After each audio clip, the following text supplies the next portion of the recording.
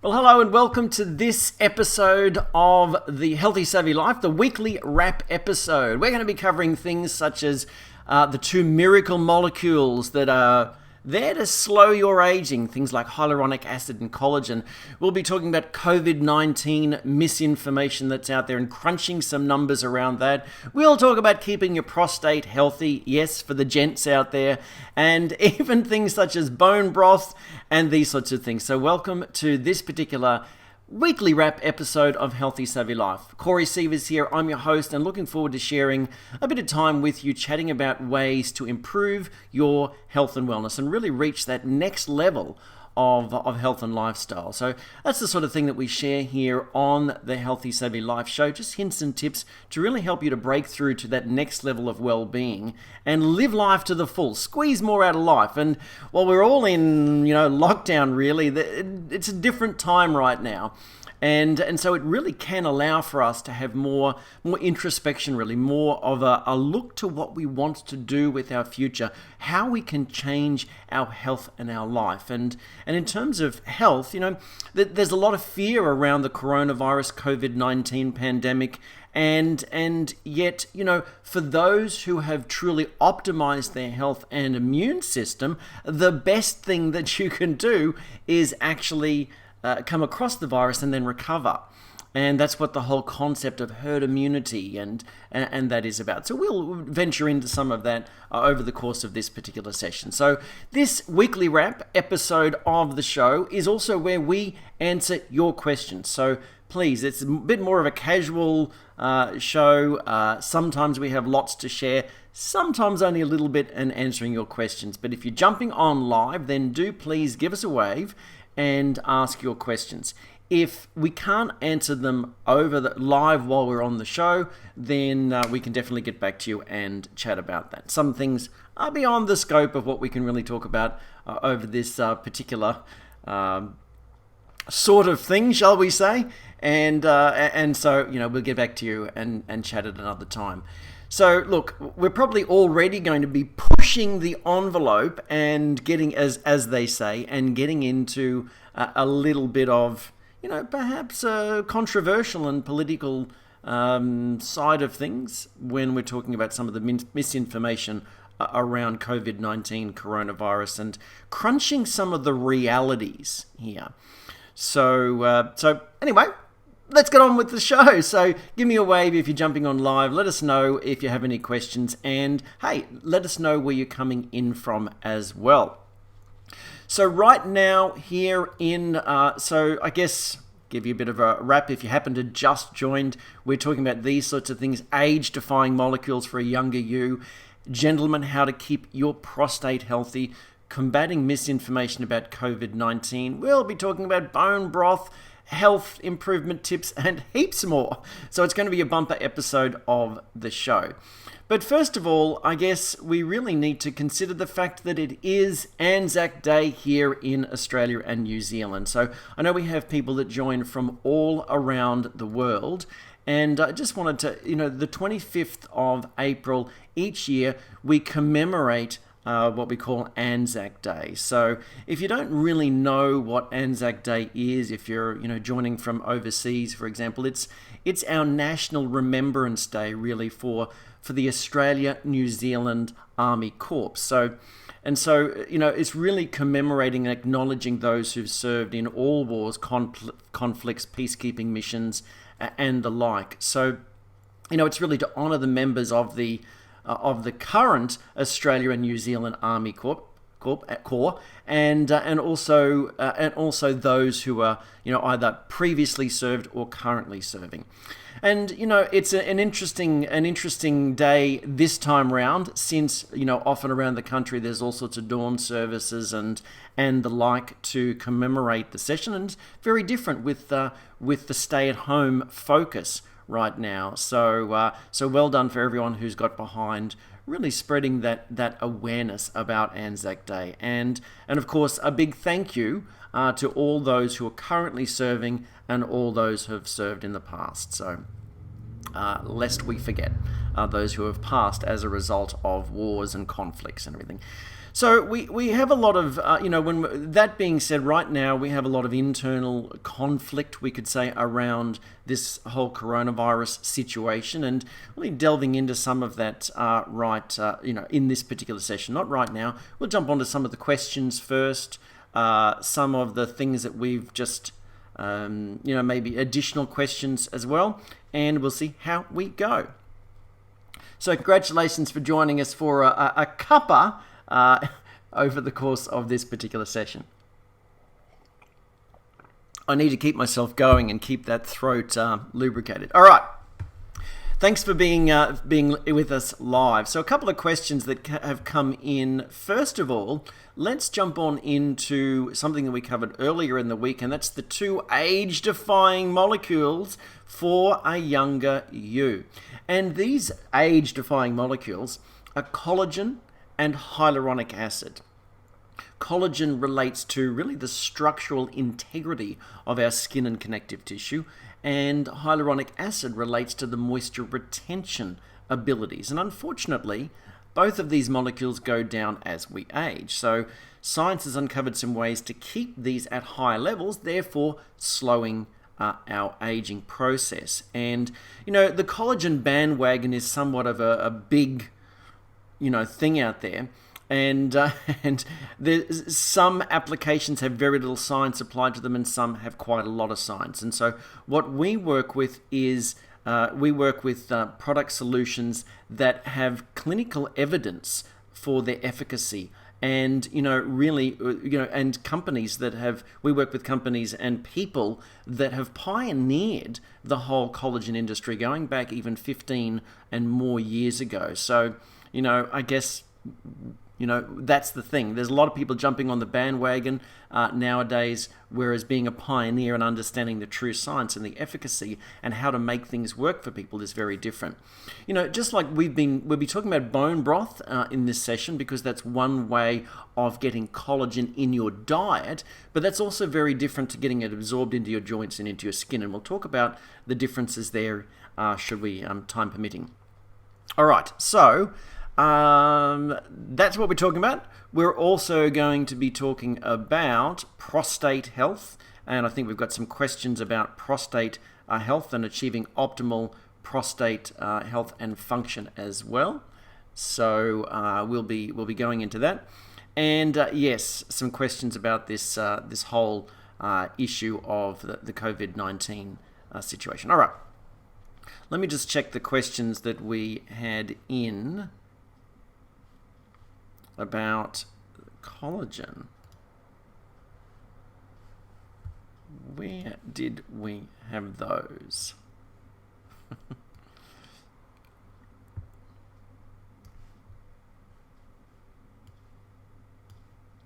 Okay, I have them down somewhere, but I know we've got some in the actual comments here, and maybe that's where. I guess the first thing, so one of the core comments that we did cover on this particular show. So one comment that came in is, but isn't, I've heard my. Let me just see whether I can find it. My beauty therapist has talked about collagen. But you mentioned that collagen has other impacts. What are those impacts? Well, I would go and check out what we covered in that episode of the show to go into depth there. But indeed, we talked about the fact that collagen and hyaluronic acid are more than skin deep.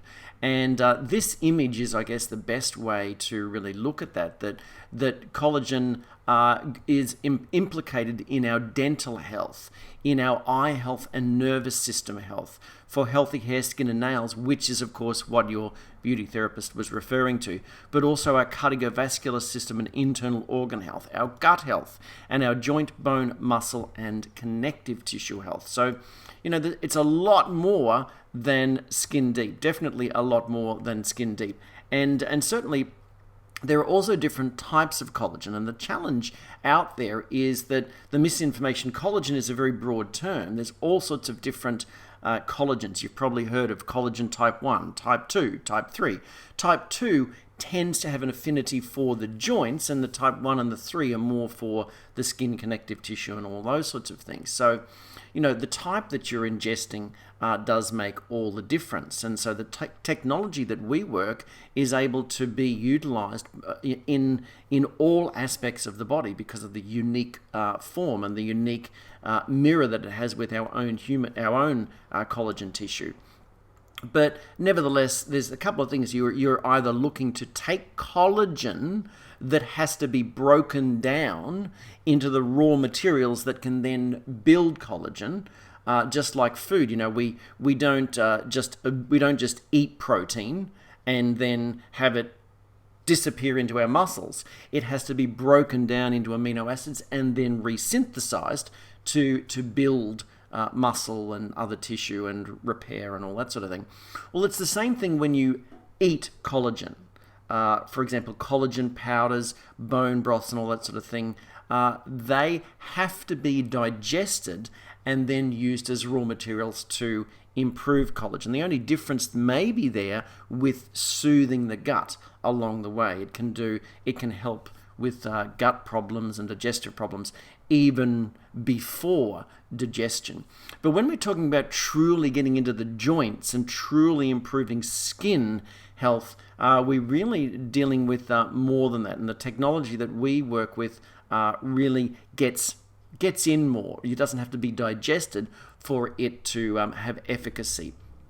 And that's evidenced by clinical trials as well. So with significant improvement. For example, most people experiencing a benefit in joint comfort. Most people experiencing skin hydration. And that doesn't happen with other collagen powders and collagen supplements. So if you are looking for a solution, then reach out to your Savvy Team Wellness Guide or message us here, wherever you're catching this, and ask, and we can set you up with a discount on that. But nevertheless, we're talking about the concept of collagen and hyaluronic acid, and bone broth is one way of naturally including more of those raw materials in your diet. But so definitely much more than skin deep. Think about your whole body, everything that really relates to the symptoms of aging. You name a symptom of aging and it can be linked to collagen breakdown in the body or hyaluronic acid depletion in the body.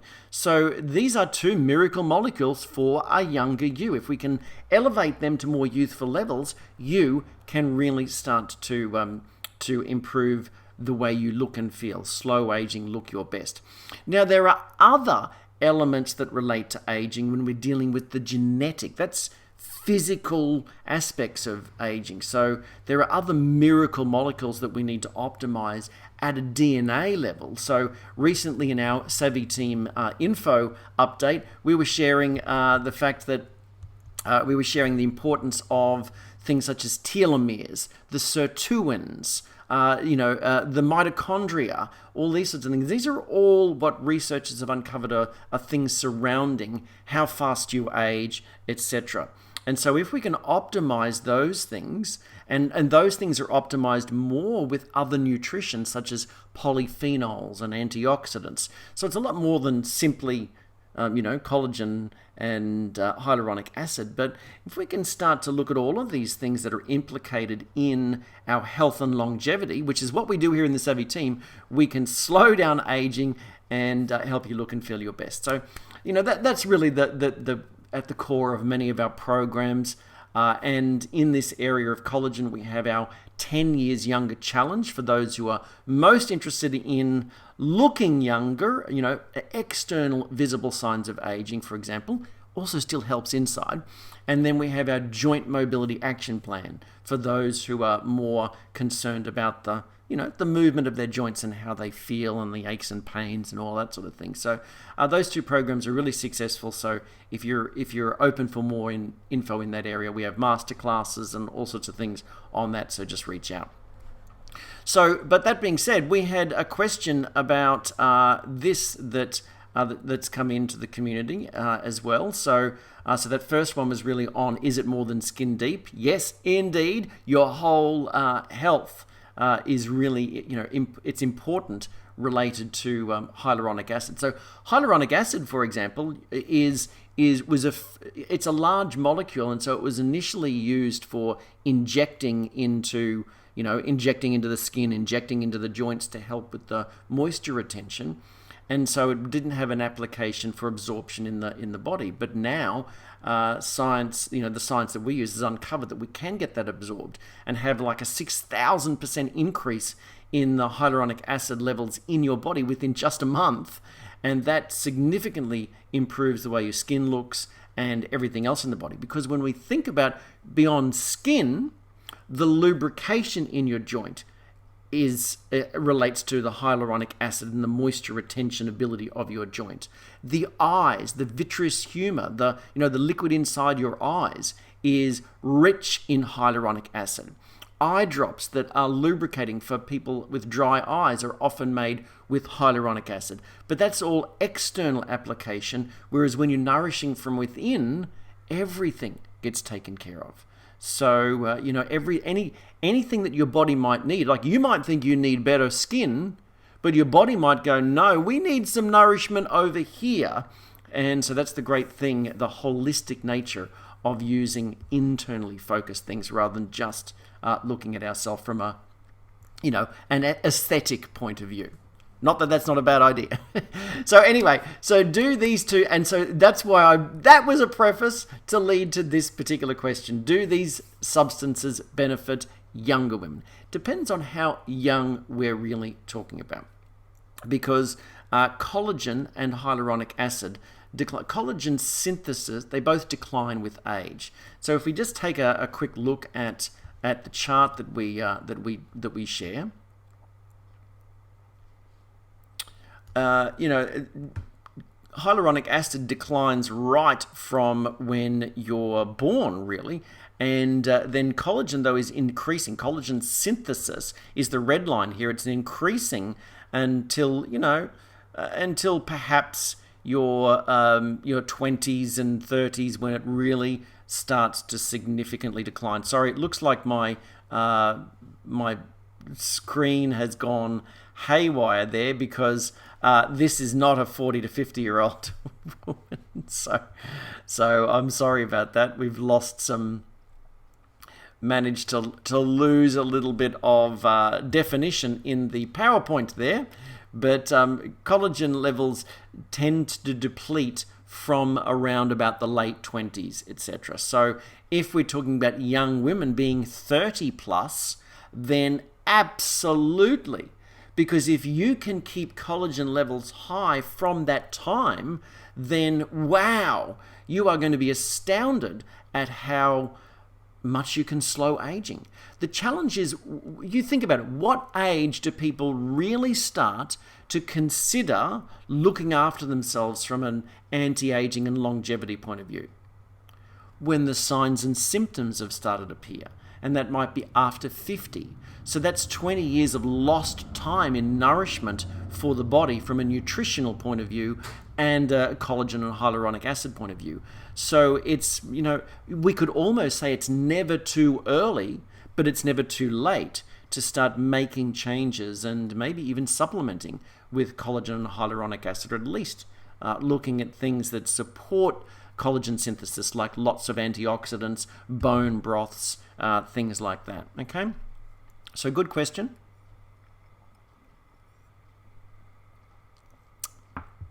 If we're talking about like teenagers can supplement, but certainly teenagers, bone broths and these sorts of things, and antioxidants, vitamins, vitamin C, those sorts of things, these collagen enhancing factors are definitely worthwhile.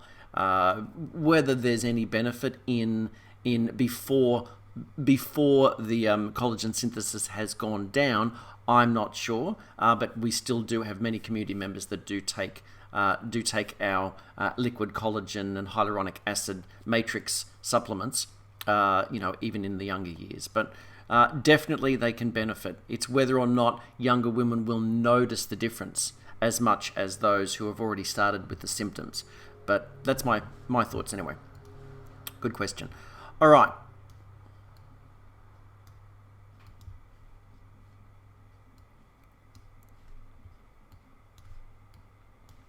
Okay.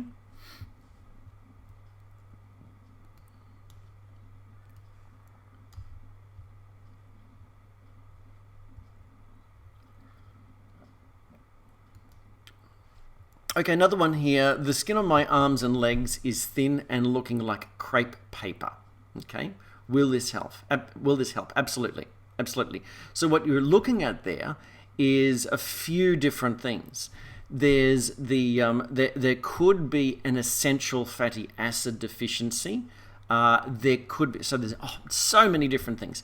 But the first thing, yes, would be more. We need to increase collagen and hyaluronic acid in the body, because really hyaluronic acid holds moisture, and so with the technology that we use, people see a 6,000% increase in hyaluronic acid in the body, documented through clinical trials. And most people notice a difference with skin hydration. So let's look at what the clinical studies showed in that particular area. So showing 92% of people had increased skin hydration, and 65% of people experienced firmer, softer skin. So, in terms of answering that question about the crepe paper feeling arms, then definitely could make a difference. But to go beyond that, I would just check whether you're having enough essential fatty acids. There are some things such as including essential fatty acids, krill oil. Looking at your diet, many people who have struggled with dry skin have also been following a low-fat diet, too many carbs, low fat. And so I would swap that around and start to look at more of a moderate fat, low carb type of lifestyle. That can clear up the dry skin and the crepe paper-like thing, keeping in mind that it's not the oil but the moisture retention. So it is the hyaluronic acid levels that we're really dealing with in the skin. I would also, if you have that, I would consider dry skin brushing to really help to improve the circulation to the skin area and get rid of that dead skin, dead skin that are on that external thing. There's a particular one of the ingredients that we use in one of the formulas that we recommend is called phytoceramides. And what that does is that actually helps the actual protective lipid layer of the skin. And so, you might want to look up phytoceramides, and that's what really helps to nourish that level of the skin as well and put that protective layer back on from the inside out. So that's another thing too. We use that in one of the formulas that we have. And so, yeah, there's a few things there, but just improving even the fat in your diet. Look, another thing, many people eat enough fat in their diet, but suffer from dry skin because they're not digesting the fats. So even sometimes including enzymes, digestive enzymes, can really help with your digestion and absorption of nutrients, fat-soluble nutrients, fats, etc., so that it actually can benefit the skin. Another problem too is many people, one of the most undiagnosed problems with digestion is actually silent gallstones. And so people aren't properly digesting their fats and so therefore have dry skin. So again, there's a number of different things there. So, if you're looking for support along that line, just reach out to your wellness guide and we can tap you in with information that might be specifically for your needs. So great question.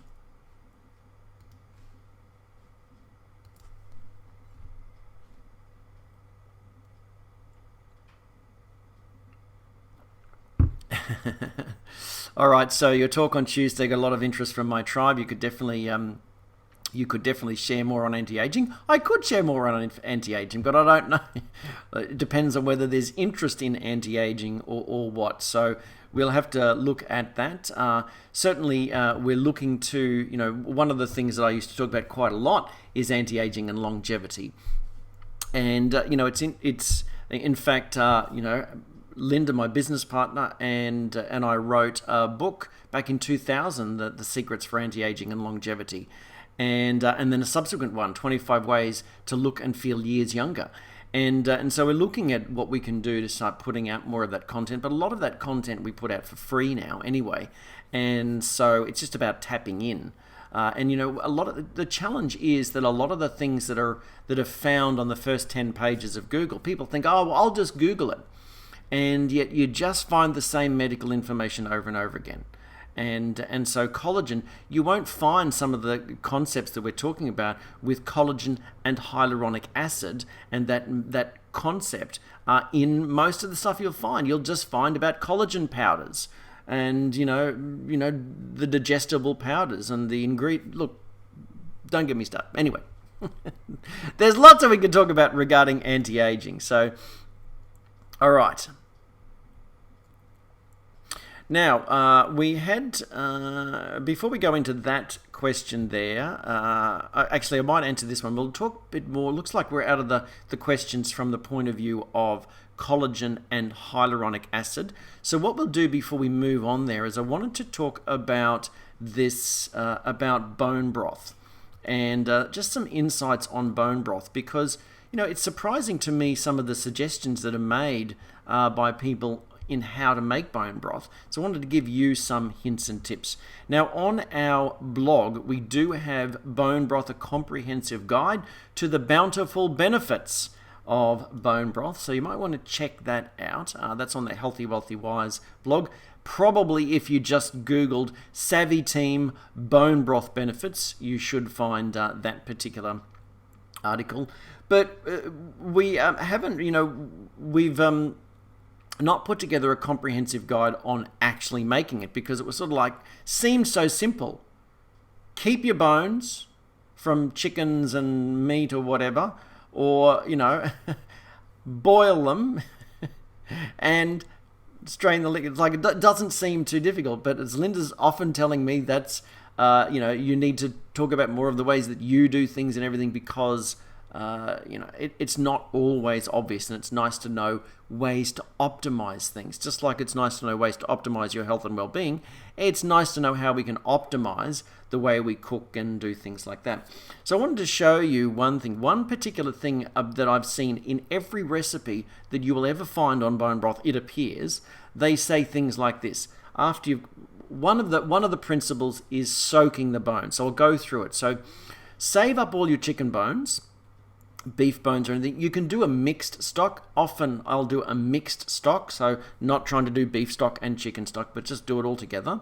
And so I will usually put all the bones, rinse them, actually just leave them soak with a good dash of the raw apple cider vinegar, so good quality apple cider vinegar. You don't want to put too much in there, it's going to taste bad, but enough. That just helps to sort of start to break down some of the mineral content in the bones. It's not needed for the collagen content. So just leave them soak for a while, and then I bring it to the boil with the lid off and skim any foam that comes on the top, because a lot of that contains the impurities starting to come out of the bones. Now, what you'll notice is that if you have free-range quality bones, you'll notice less impurities than if you have the not so good bones, and so that's an interesting change there. So then it's just a matter of or simmering, gently simmering after you've brought it to the boil. Gently turn it right down, and you just want it to tick over, just a blip, just a few bubbles every now and then, and just leave that. That's why a lot of people use a slow cooker. I use a big stock pot, but it just blips over for up to 24 hours. Up to 12 is enough. 24 hours is good for chicken bones.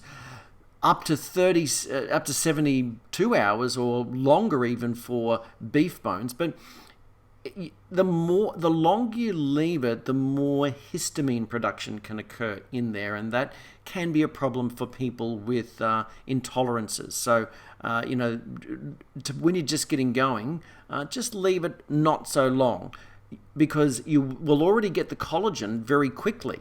But the longer boil, the longer simmer, allows you to get more minerals out of the bones, especially the beef bones. Okay, they take a lot longer.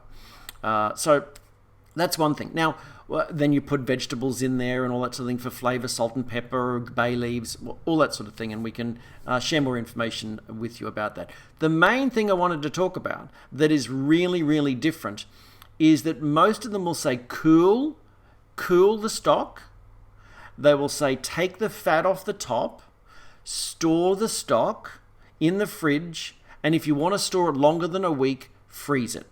Okay, it all depends on how much stock you're going through. So if you're drinking it regularly, like we suggest you do here in the Savvy team, for general wellness and for collagen enhancing properties, for gut health, etc., then there's sort of no point in freezing it unless you want to keep some for soups and whatever.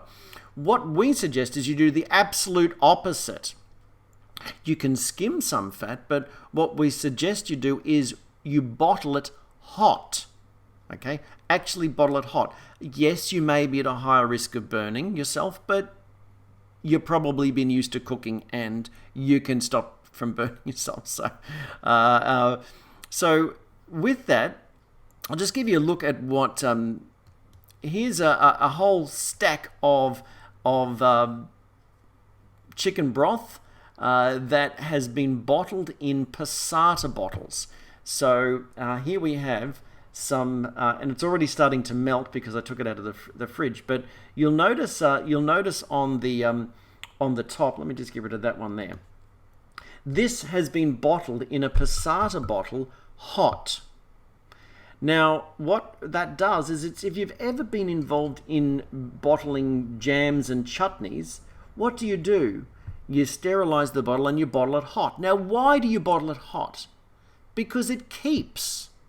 It gets rid of all the air and it keeps and it doesn't go off. So why does every single suggestion of bone broth maker out there suggest to bottle it cold? Doesn't make any logical sense to me. So we bottle it hot. You'll find that the actual cap, if you use some of these, keep these bottles from like passata or pasta sauce. I use natural passata with no additives. You might use pasta sauce. Start making your own. Use passata. And bottle it hot. There's a couple of things that does. The air, you'll start to hear it pop. And the lids actually are popping in and sealing properly. The next thing, by leaving a bit of the fat on the top, that's again another sealant from the air. So that fat cap in the fridge will actually harden and keep again that even fresher. So just to give you an example, I picked up a couple of, and this is one of them. I picked up some bone broth that I'd left at my father's place, and one had been opened, and they were there for a couple of months. And so, and he doesn't consume it, so I left there for a couple of months. The one that was sealed for 2 months, far longer than anyone would suggest that you keep it, was perfectly fresh and fine. Opened the lid, it popped, and it smelt and tasted perfectly fine. The one that had been opened, but had been kept in the fridge for a couple of months, was off. You could tell. So there you have it. If you will need to freeze it if you're not going to bottle it hot and keep it sealed like that and refrigerated. So, but again, just wanted to mention that to you because you'll see we're going to have to write up a decent article on how to bottle bone broth and everything, I guess, because everything, it's sort of like you go through 10 pages of Google and you get all the same medical information, and yet the research is there. Really good research is there on many aspects about health and well-being, but you won't find it in the first, most people don't have the patience to go past the first 10 pages of Google. It's sort of like those first 10 pages are just the same thing repeated over and over and over again. And it's the same thing with bone broth recipes. I haven't seen one that suggested that method of doing it, and yet it keeps so much longer. You probably shouldn't need it to last that long, because you should be drinking it, but there you have it. So my rant on bone broth is over, but definitely start thinking about making your own bone broth, because it's a really nutritious way of getting more of the natural ingredients that are needed for your collagen synthesis into your body. Now, the collagen won't just get into your joints as a result of having bone broth. It has to be broken down, but provides the raw materials for your own building of collagen. And that's the problem. When we've gone away from eating the whole animal, like the whole chicken with the skin and boiling the bird, having chicken soup with the bones in there, and we've gone to eating lean chicken breasts as a population, we've totally eliminated a rich source of the amino acids needed for collagen synthesis. And that's part of the reason why so many people have joint problems today, aches and pains and poor skin health and all that sort of thing. We need, as Dr. Kate Shanahan, author of Deep Nutrition, states, one of the principles, one of the 4 pillars of traditional cuisine is meat on the bone. Okay, so the way we would naturally have eaten it before. That's what bone broth's all about. All right. So, so hope that helps. Get cooking. All right, so let's jump on into the next topic that we talked about this week, which was how to keep your prostate happy, gentlemen. So we had some questions in on that. Let me just check that out. Okay, so one of the questions was that you talked about prostate enlargement, but not cancer. What are the symptoms of prostate cancer? Well, many of the same symptoms that are there for prostate enlargement also exist for prostate cancer, and that's one of the big problems. And the same testing is used, etc. So you'll see an enlargement often in cancer situation. You'll also see poor urine flow, dribbling, waking up frequently in the middle of the night to go to the toilet, incomplete emptying, urgency, all those same sorts of things. But what you can also see, some of the symptoms in the early, like in the early stages, there may be no symptoms of prostate cancer or even prostate enlargement, benign prostatic hyperplasia. And so as I said, some of them are common, but if you're finding blood in your urine or semen, that's not a good sign. You'll want to see a doctor. But then other general things such as long-term pain in your pelvic region, lower back, upper thighs and hips, the generalized pain, there aren't the same sort of pain receptors, so these sorts of dull aches can occur. And it doesn't necessarily mean it's cancer, of course, but it's worthwhile getting yourself checked out. Swelling in the legs and pelvic area, weak or numb legs and feet, feeling of internal bone pain that doesn't go away, tiredness, shortness of breath, pale skin. These are just underlying signs. These are all not definitely symptoms you have prostate cancer, but they're some warning signs that you probably should see your doctor and get a good diagnosis. And so that does lead to how is it diagnosed?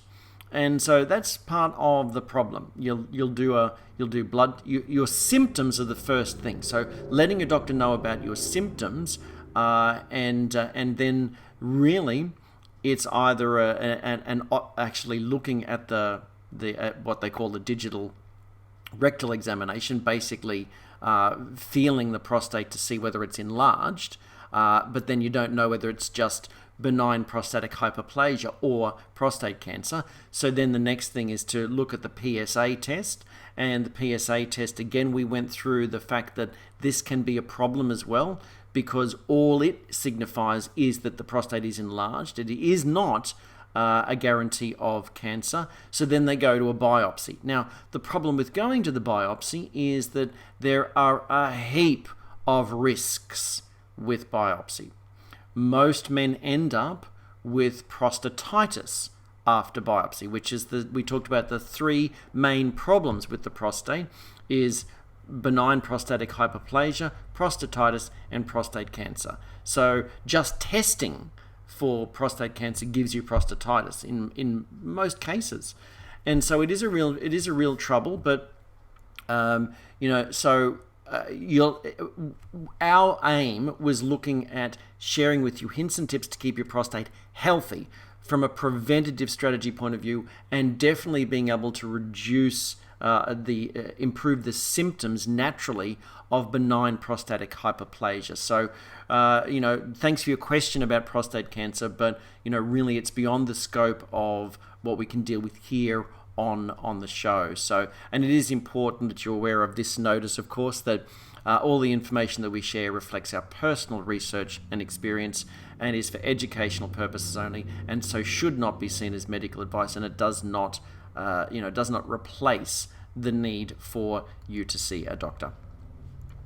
But definitely, look, if you're just suffering from some of the symptoms of benign prostatic hyperplasia, then, trying some of the tactics that we talked about, if you see the symptoms go away, then, there you have it. It's obviously not that bad. It's just a little bit of inflammation going on there. And so, again, it doesn't stop you from getting yourself tested and checked out and all that sort of thing. But again, you've still got to do the same action. So let's say you were diagnosed.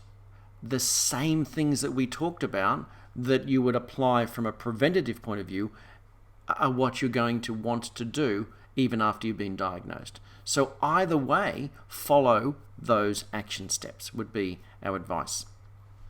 Not medical advice, but our suggestion. So we did have something else on that.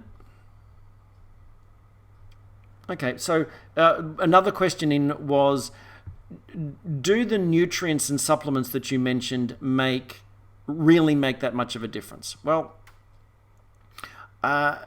they do. Things such as stinging nettle, which we use as part of our formula, and the beta cytosterol, they have been definitely shown to reduce the symptoms of benign prostatic hyperplasia, enlarged prostate. So many men notice that the symptoms are just gone. So tackling that as just taking some basic nutritional supplements and herbs to alleviate the symptoms gives you that feeling of relief, and then you go about changing your lifestyle to reduce inflammation and the things that are the underlying triggers for that enlargement and that inflammation, etc. And really, inflammation, you'll not only look after your prostate, but you'll make such a huge difference in your overall well-being, because heart disease is the leading cause of death in men, and inflammation is the root driver of that, really.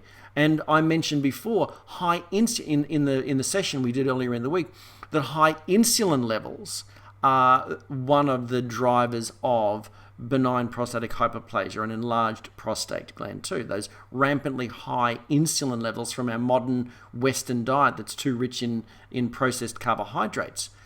Well, guess what? That's also one of the root drivers for cardiovascular disease. So talk about taking an action that simply helps with all aspects of your body. And this is what we're often talking about here in our organization, that, many people say, prostate cancer is in my family, heart disease is in my family. So how do I know so therefore you're more susceptible to those diseases. But if we take care of some of the underlying issues, like reducing systemic inflammation and changing your diet, that's one of the drivers for leading to heart disease or leading to prostate problems. So therefore you're turning off the drivers of those two problems. So whether you're somebody that ends up with prostate problems or heart problems really depends on your genetics. But if we go backwards and go, well, what can help with both of those things, then it's really looking after your lifestyle rather than treating this issue and treating that issue and treating that issue and treating that issue. That's why we don't look at disease. We really, our focus is not on all these issues. We help you uncover some of the reasons for these issues, but we don't focus on any one issue. We focus on correcting the underlying issues within the body, and everything is supported. Okay. All right. So I don't know whether this is Linda's question or everything, but do men talk about BPH with each other? Can you discuss how does one bring this topic up? Generally, this isn't something that is talked about. So most men aren't going to talk about their problems at all, and certainly urological problems aren't talked about. So the best thing we can educate people to do is to see their doctor, and if it has been raised, then share this sort of information with them. or just generally share the sorts of things like how to keep your prostate happy. So it's a good strategic bet that since most men over the age of, like, what were the statistics? I think a third of men over 50 will start to experience the symptoms of BPH. So therefore, most older guys need to know that information that we shared in the show.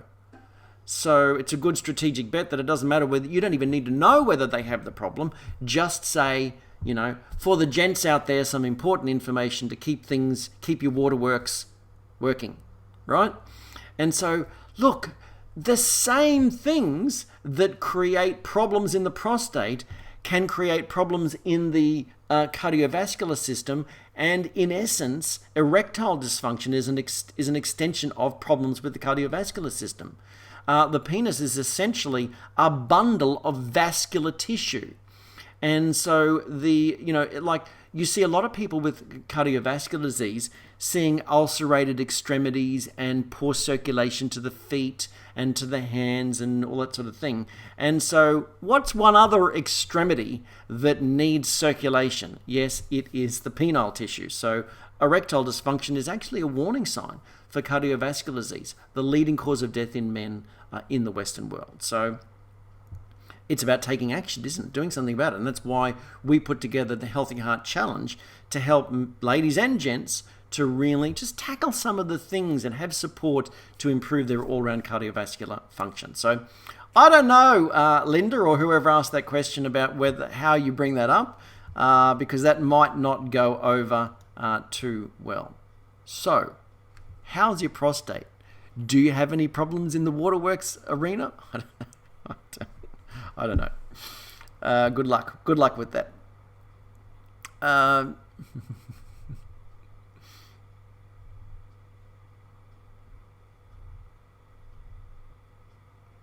So Linda just mentioning there, yes, as the bottles cool, when you've put hot stock in there, the lids pop. And it's actually very satisfying hearing them pop down like that. And it really does keep. This test with what I brought back from my father, it was the longest test I've done, because bone broth never sits around. Drink it all. And so, but being there for a couple of months in the fridge is way beyond the week that most people recommend, and there was nothing wrong with it. You could definitely tell that it was off, the one that had been opened. You could smell it, whereas the other one was perfectly fine and not even able to be differentiated from the fresh ones. And so I tend to reheat the stock anyway before drinking it, so you burn away any bugs, but you don't want to drink off stuff. But that was a good test. Generally, we say, a couple of weeks or whatever, but this was months. All right. Okay, so I think that's about it for the prostate, and Linda just saying that indicates that it's sealing well when it pops. Indeed. So anyone who's ever done jams and preserves and everything knows this well. Okay. So what I wanted to go through now is the just some information about the whole, the whole misinformation around the coronavirus, COVID-19 situation. So that's what I really wanted to just have a chat with you about right now. Really important topic there, just combating the misinformation.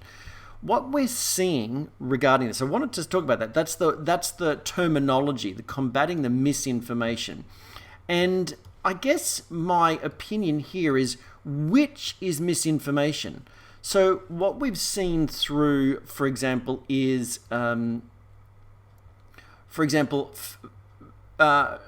Facebook putting out these sorts of things about misinformation updates. And let me just bring that up for you over here. So, and the work that they're doing. But, what they're saying, Google, Facebook, all that sort of thing, all this work that they're doing to stop the misinformation is basically to stop the spread of any information other than what is endorsed by the World Health Organization, which is all basically stay in lockdown and wash your hands and wait for a vaccine. And so I would assert that that in and of itself is misinformation. A lot of it is basically saying, a lot of this supposed protection from misinformation is stay in fear until we can save you with the vaccine. And that, in my opinion, is misinformation. But what we have is we have all these... Canva, we use the software Canva for a lot of our imagery. And they put out some things to help spread information about COVID-19. And they're all not able to be edited in any way, shape or form because they don't want to be involved in the spread of misinformation. Because it's considered to be misinformation to encourage you to look after your health and well-being and boost your immune system. That's considered misinformation. Because what you should be, according to the statistics, is wash your hands, use lots of toxic gel on your hands, be fearful, and wait for us to save you with a vaccination. That's supposedly the correct information. Well, we generally avoid getting too political here on the show and here in the Savvy team. But what else is really going on when we're being restricted from sharing our own personal opinion on these sorts of things? So, right from the word go, when we first started sharing information about this and boosting your immune system and looking after you and everything, we were aiming not to really go against any of the material out there. But I have started to get a little bit like this whole lockdown thing is ridiculous. Police, basically booking people, fining people $1,300 for sitting by themselves in the sun in a park is insanity. Absolute insanity. So, whether they're just overreacting to what they've been told or whether it's, revenue generating activity, I don't know. Let us know your thoughts. But that's ridiculous. Absolutely ridiculous. So myself, along with colleagues who are very, are really good with their statistical analysis and really looking at the facts and figures, have crunched some numbers, and we might republish that and put that up on the blog for you. But I wanted to cover some things here for us to think logically about this, and I won't go into too much depth based on the time that we have, really, but. I did want to just chat with you about some of these sorts of things. Even the Therapeutic Goods Administration is, which controls a lot of that we're very lucky we have a very good system here in Australia and New Zealand too, compared to other parts of the world as far as protection against, dodgy natural health products. But at the same time now we're seeing that government body essentially saying that we can't. I assert that we can't say any of our, any of the products we recommend help you with COVID-19. Because of course we don't know. We don't know. But, those that boost the immune system and help your actual immune system function, it's a good strategic bet that's important. But what the TGA was almost saying is that no one's allowed to talk about COVID-19. Well, I'm sorry, I thought one of the biggest premises of this, where we live, is freedom of speech. We're here on Anzac Day essentially asserting that these people have fought for our freedoms, and yet we're being restricted from saying, well, this is what I think on this. What are your thoughts? Love to hear your thoughts. But here's what I really wanted to cover for those free-thinking and smart and savvy people, because, here on the show and everything we do in the Savvy team, we want you to be savvy. And what do we mean by that? Astute, sharp, perceptive, and informed. So if you're that, let's think about these things regarding misinformation and realizations about COVID-19. So I'll just give you a bit of a list of things. I won't go through all of these, but we might republish some of this information, put it on the blog or whatever. But number one, it's not impacting the general population as badly as the initial hysteria and media hype and frenzy indicated. Number two, our healthcare system is not overwhelmed and probably never really was at risk in here in Australia anyway. We're not talking about what went on in Europe, etc. We're talking about here. The cost to our economy on the way this has been handled is going to be colossal, and that's a real impact on the livelihoods of people and their actual holistic wellness. An extended lockdown is an unjustified way of really looking at this crisis moving forward, in my opinion, and looking at the data. There are other ways of managing this. Another thing, experts are speaking out with valid considerations. People a lot smarter than me are actually agreeing with these sorts of things that I'm saying. Virologists, microbiologists, people that have worked in infectious diseases also agree with some of the things that I've put forward in shows, etc. And I may mention some of the things that you might be upset about and the alternatives and everything, but I just wanted to go through the fact that finally there are some serious experts out there speaking out about this, and you may have seen some of that. But more importantly, what I'm really wanting to deal with is this whole stay-at-home thing and the fear-based stuff around that. Like, for example, this is a bit of a meme that I've seen recently. Now, where is it? Let me just see where. You've probably seen. I wanted to share it with you. This whole state.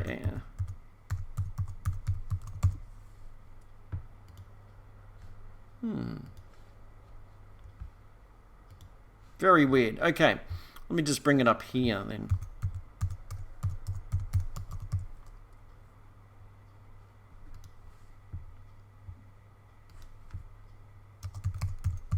Have you seen these sorts of memes on the internet as far as extinction sucks? And I've seen this circulating around a little bit, especially like the dinosaurs and everything. Where's the one that I saw that was particularly good? Oh yeah, well just these sorts of things, these memes saying extinction sucks, stay home. And so, all right, great that you're getting on board with spreading information and the standard stuff about staying home. But who ever said that we were at risk of extinction from this? Experts have suggested, and those who are on our email update list will have seen the virologist that we shared, that basically said that a vaccine won't even help with this. And if it does, you're going to have to be getting vaccine after vaccine after vaccine for every mutated strain. And so it isn't the solution, but herd immunity is. Just getting it and recovering is. So and he was asserting that we need to look after those in the high-risk population and consider those who have been just recently exposed, and everyone else is fine to just. Everyone else is just fine to continue on, but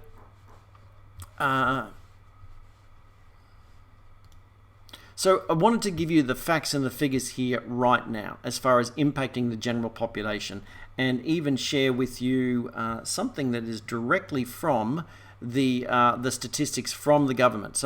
But here's what we're really dealing with. It's not the hysteria and frenzy has been overhyped, overdone. Because let's look, it's not impacting the general population as much as people seem to think. We're dealing with Australia here right now.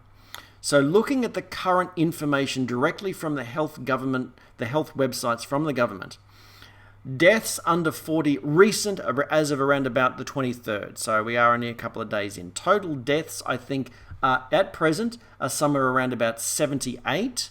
Total deaths in Australia from the COVID-19 situation, 78. Now that may seem like, oh, that's terrible, but when you compare it to everything else, that's like a drop in the bucket. So deaths under 40 in Australia, 0. Deaths in their 40s, 1. Deaths in their 50s, 2. Deaths in their 60s, 10. Deaths in the 70s, 24. And deaths for those 80 plus, 37. So there's no doubt for those of you who are more in your more mature years, there's a higher risk. But when you start to look at the actual thing, it wasn't the age, it was the comorbidities. It's the other diseases that were along. And the predominance is that most of those people had, China showed that most of the people who actually died had lowered immunity. They had distinct lowered T cell counts and things like this. So if you're not looking after your holistic health, you're eating too much sugar, you're smoking, you're doing all the wrong things for your immune system, you will be higher risk. But you're also going to be a higher risk for every other disease as well. So it doesn't really matter. Something's going to get you. So that's the whole thing. Look after you. So there's been just 4 deaths, basically four deaths under the age of 3 deaths under the age of 60 in Australia. So as heartless and cruel as it may seem for me to say that this is ridiculous, the entire lockdown, locking borders, all of these sorts of things, it is, when you look at the numbers, it's insane, okay? So it's all based on fear, and that's directly looking at the numbers from the Australian government website, okay? So let's compare it to other things. So looking at the current, this is another thing that I wanted you to be aware of. The average fatality rate of people infected between the age of 20 and 50 is 0.3%. At current rates of infection, if we actually extrapolated that out over the whole population, it would mean that if every man, woman, and child in our country were to be infected, that would lead to a maximum number of deaths of less than 1,500. So 1,448 deaths if we looked at the actual statistics based on the infection rate. So if every single person was to be infected, the maximum death rate based on current stats would be 1,500 people. And we're having a lockdown because of that. Because that is less than the number of people killed in car accidents every year. It's half those killed by the flu every year. It's less than heart disease at 22,000 plus people. It's less than dementia at 8,000 people. It's less than malignant cancers at about 8,000 people. It's less than diabetes at 4,000 people. It's less than heart failure complications at 3,000 people. It's less than intentional self-harm of 2,337 people per year. It's less than cardiac arrhythmias. It's less than accidental falls. And we've locked down the entire country. So any logical thinking person would have to realize that there are other agendas going on here. And as I said, we've avoided going into this, but when we're still seeing people, even in our community, being wrapped up in the memes of, extinction sucks and all that sort of thing, it's like we need to focus on improving our health, because when we come out of lockdown, there's going to be a second wave, because we have to. That's how viruses work. And this particular novel coronavirus, if we just eliminate all of the conspiracy theories about this being intentionally spread and all that sort of thing, and we just go, well, how do we deal with it? Based on the infection rates and the actual death rate, it is far less harmful than any of the other things that actually kill us, including accidents. So you're more likely to have an accident and die than you are to die from the coronavirus. So why are we closing everything down? Why has your financial future been impacted if that is indeed the case? So there are very well-educated and experienced people working in high positions that are saying that this is also quite crazy. The healthcare system was never, looking at the statistics here in Australia anyway, was never going to be impacted. And yet all elective surgeries have been cancelled. So if you think that I'm being, for example, inhumane for the over 60s, then think again. Because if we actually number crunch this, elective surgeries are often highly, the over 60s are the ones that are having these elective surgeries. So 886,000 operations scheduled for this year have been cancelled. Many of those actually, life-saving or lifestyle saving for those over 60. So these operations may even give people, I'm not all for operations, but if they're life-saving and life-altering, then absolutely. And so many of these operations could have given many people in their over 60s 20 years more of a life to live, and they've been cancelled because of a virus that may have a maximum ability to kill 1,500 people here in Australia, according to that. So these include breast lump biopsies. I'm not a huge fan of these sorts of methodologies, but it includes that. It includes cardiothoracic surgery. It includes head and neck surgery. It includes gynecological surgery. It includes cataract surgery. It includes a whole bunch of things that would have been done for people in their over 60s. So everybody's all fearful about the harm that could be caused to the over 60s, and there's been a total of 78 deaths so far. So yet thousands upon thousands of people who were already in the system looking for surgeries that could be life-altering, they have been cancelled. So what else is really going on here?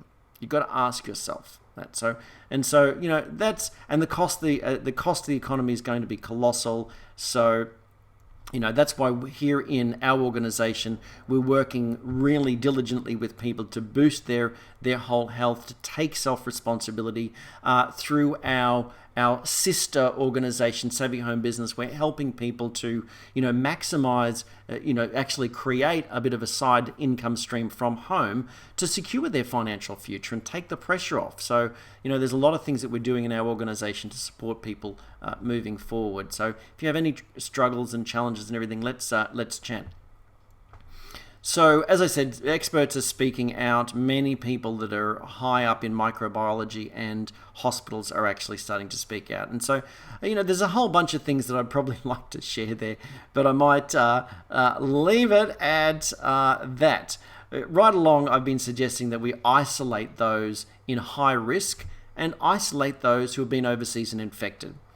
Just looking for the statistics there, most of our infections, as has been documented by the frenzy on the media, was from travel, was from people traveling and coming back. So if people traveled, came back and simply isolated themselves and were actually forced into isolation, and those who were in the high-risk groups were isolated as well, all the rest of us could have actually gone out, got the virus, created herd immunity, and everyone would have been better off, rather than those healthy people who actually have the ability to get the virus and recover, have actually not been able to create herd immunity, so that just actually lengthens the problem. So this is from many places such as World Media, the Australian, the ABC, the Australian Bureau of Statistics, the Centres for Disease Control. I've looked at all of these different sources. So just to give you an example of one of the sources is straight from this particular website and infographic that the government put together. So looking at this here, this was as of the 23rd. So total cases here in Australia, 6,000, and only 75 deaths, 5,000 recovered. So, and when we look at the actual age group down here, they make it look like it's terrible based on the graph, but in actual fact, the numbers are actually very low. And if you saw that compared with other causes of death, then you would be absolutely horrified that far more people are impacted by other things. There are more people that kill themselves every year than are ever going to be impacted by this. Now, and yet we don't lock down the entire country to stop people from self-harming or having an accident or, ending up with the flu either. So let's really get focused on, we're not here to encourage you to get wrapped up in any other fighting against agendas or whatever, but we're here to encourage you to be savvy, to really think, be astute and informed, and then look after you. Look after you, look after your loved ones. Take responsibility for your own health. Don't look for some magic pill to come along or magic injection, should we say, to come along and supposedly save you. Because the best thing that you can do, even any vaccination still works with your actual immune system. And so the best thing that you can do is improve your immunity, look after your health and well-being, reduce your overall risks, and basically live life to the full. So that's our thoughts here. And so, look, congratulations for being with us here on this particular episode of Healthy Savvy Life. I think that's it. I don't think we have any other... we had one question that I better answer here, totally off this particular subject. So let's answer that. Paul asked, is there any evidence that we can reduce the risk of skin cancers like melanoma? Okay, absolutely. Absolutely. The risk of all cancers significantly goes down when vitamin D levels go up. Now, I would assert that all other nutrition is important too, but they've researched vitamin D. So look up the work of Dr. Michael Holick. He's looked at this, and paradoxically, we could say that those who get more sunshine have less melanoma risk. It's not what you've been told, I know, but the evidence shows that the risk for death from cancer declines significantly when you optimize your vitamin D. So again, there's more than vitamin D, but vitamin D is very anti-inflammatory, very protective. And so if you're not getting sunshine, if you're in a part of the world where you just can't get vitamin D from the sun, then supplementation is important. And so definitely, there's lots of things that they've researched around skin cancers, but that's one thing that's well documented. So I would assert, as I said, that we need to do all sorts of other things: reduce inflammation, improve things. Maybe Paul was referring specifically to collagen and hyaluronic acid. Well, I don't know for sure about that, but certainly high antioxidant levels have been associated with a decreased risk in skin cancers. And again, if we're looking for things that reduce inflammation, I do think that anything that nourishes the skin is likely to reduce that, but I don't know that there's any specific evidence on collagen and hyaluronic acid. Again, it's a fairly new topic and not widely studied. And so, the people that we work with, the brands and the people that we're associated with, the researchers and companies we're associated with, have been at the forefront of this collagen industry for over 15 years and high up in many of the boards, etc., that relate to collagen and in the marketplace as a general rule, and were pioneers in this sort of thing. So I just haven't seen any evidence on that, but there's lots that you can do, absolutely lots that you can do to optimize your health and reduce the risk of all avoidable diseases such as cancer. It's a lifestyle disease. Heart disease is a lifestyle disease. So there's so much that you can do. Like reduce inflammation for a start, improve your immune system, improve the general nutrition. Lots and lots and lots of things that you can do.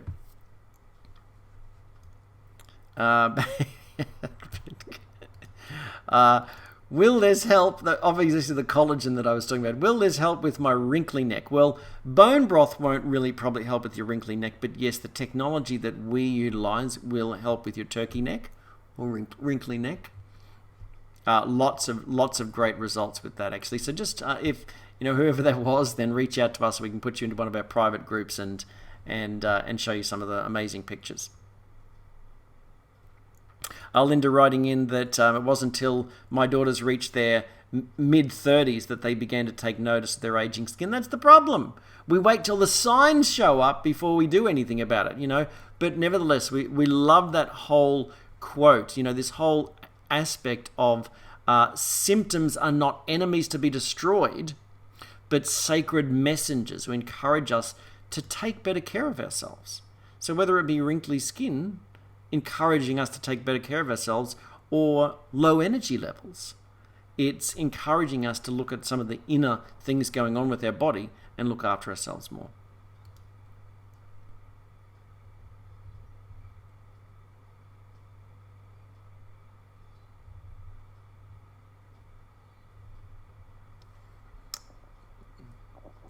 Yes, so just writing in, Dr. Michael Holick is what I would look up for vitamin D research. All right, I think we have we've definitely reached the end of our session, but I don't think there's any more questions. So look, congratulations for being with us again here on Healthy Savvy Life. If you have any things that you'd like to know about, things that you'd like to explore, then we're open for suggestions. Please reach out and let's chat. So again, anything that we've said here, please do be aware that this does not constitute medical advice or therapeutic claims in any way. So it is information that's for general educational purposes. So, but definitely here in the Savvy team, we're here encouraging you to be savvy. That is astute, sharp, perceptive, and informed. So a big congratulations for being with us here on the show. And so until next time, all the best, take care, and enjoy Anzac Day. Catch you next time.